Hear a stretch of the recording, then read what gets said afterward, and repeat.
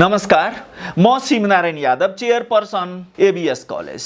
मलाई आज एउटा स्टुडेन्टले सोध्न आएको थियो, तपाईँ जस्तै हुनको लागि कति पढ्नुपर्छ, के गर्नुपर्छ भनेर।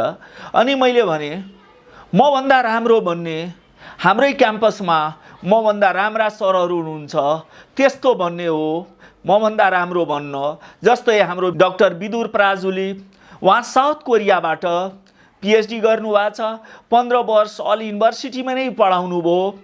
त्यसपछि 4 वर्ष क्यालिफोर्निया युनिभर्सिटीमा पोस्ट डक्टरेट पनि गर्नुभयो र त्यहीँ पढाउनु भयो।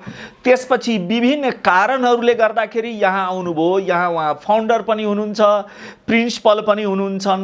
मभन्दा पनि एकदम सिम्पल पोलाइट हुन्छ।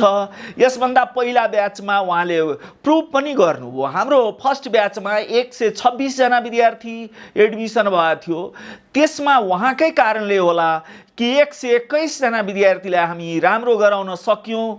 5 जना डिस्टिङसन नै ल्याएछ। विद्यार्थीहरूलाई सोद्धा हुन्छन्, हामी त रिसाउँछौँ, उहाँ कहिले पनि नरिसाउने, विद्यार्थीलाई बोलाउने, चिया खुवाउने, मोटिभेसन गर्ने, नराम्रोलाई पनि राम्रो भन्ने। अनि बिस्तारै त्यसको रिजल्ट पनि हेऱ्यौँ, आउटपुट पनि हेऱ्यौँ कि धेरै राम्रो विद्यार्थीहरू उहाँले प्रोड्युस गर्नुभयो। त्यसैले एकचोटि मलाई लागिरहेछ, जसले हाम्रो भिडियो हेरिराख्नु भएको छ, एकचोटि च्याट जीपीटीमा गएर डाक्टर विदुर पराजुली सर्च गर्नुहोला। अनि त्यसपछि थाहा हुन्छ उहाँ कति स्कलर हुनुहुन्छ। धन्यवाद।